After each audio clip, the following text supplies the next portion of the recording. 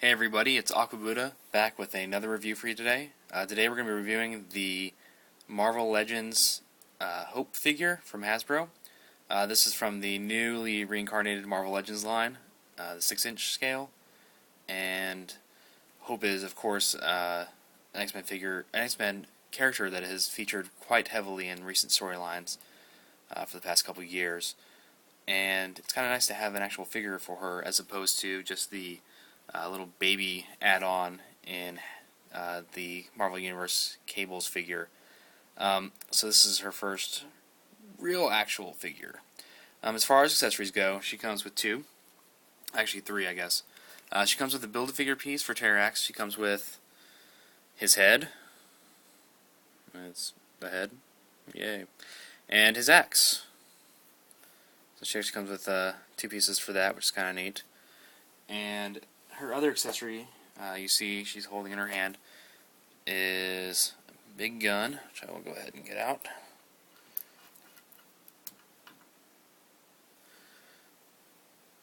And here you go.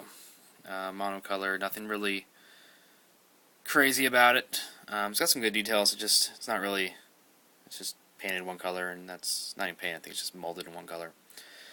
So there's that. Oh, and she fell down. She has an awful time standing up, so that's one of my main complaints about her. I'm sure she'll be falling down a couple times during the review. So my apologies in advance, because I just don't think I'm going to get her to stand up the entire time. So we'll do what we can. As far as articulation goes, she uses the Black Widow body from the 2-pack earlier, I guess it was actually last year, year before last even. So if you have that, you kind of have an idea of what to expect. We'll go ahead and go into a little bit greater detail here.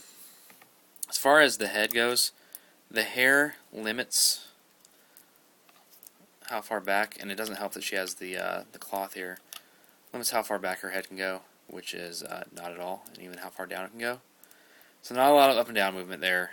She does have decent side to side, although again, the hair kind of hits and limits how far it'll go. So that's a downside, but it's something we've actually kind of come to expect when it comes to female Marvel characters. One of the reasons why I like the short-haired Black Widow so much. She has ball shoulder. She has a single hinge and swivel elbow. She has a hinge and swivel wrist. She has the swivel torso. Ball torso thing. No hip, or no waist rather. For the hips, she has that kind of half ball kind of hip, not really a full ball hip, but it's kind of got like a ball joint and then a swivel on the leg. It gives approximation, a decent amount of articulation, and it looks better probably in the long run than just a big ball sitting there, so I can see why they used it. She's got the double knees, and she has the hinge and swivel ankle, and you can hear that click there. That's one of the things I'm not a big fan about Hasbro Marvel Legends, is the kind of clicky joints. The sculpting down here is all new. This is actually added on there, which is nice. Nice little armor.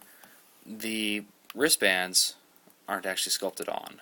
They are added on. You could probably pop off the wrist and take them off if you were so inclined. As far as paint goes, it's actually a nice little paint job. Not a lot of issues really anywhere. It's a nice metallic green, which you can see from the video. That's reflecting light. There are highlights, which is nice. They did some nice little shading. The yellow is actually pretty tight. There's not very blurry. There's not a lot of spillage, except for maybe right there's a little bit. But for the most part, it's pretty sharp, which is nice. Something like that, you tend to worry. The face, the paint's really well. Get a nice little close up for you. And the sculpt is actually really good too. They've been doing a pretty good job with the female sculpts lately. The hair could use a little more definition, shading, and highlighting washes and whatnot. Right now I think it's just a pretty plain orange. As you can see, the cloak that she has going on has some nice little weathering. I'll turn around to show you the back.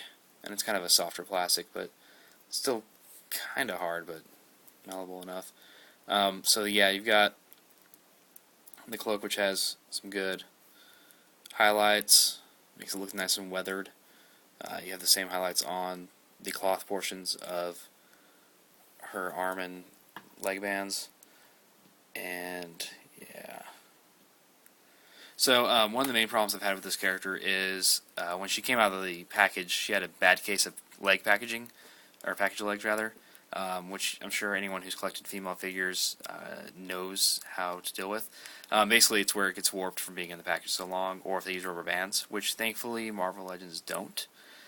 But some hot water and bend it back and put it under cold water, and it fixed the problem pretty well.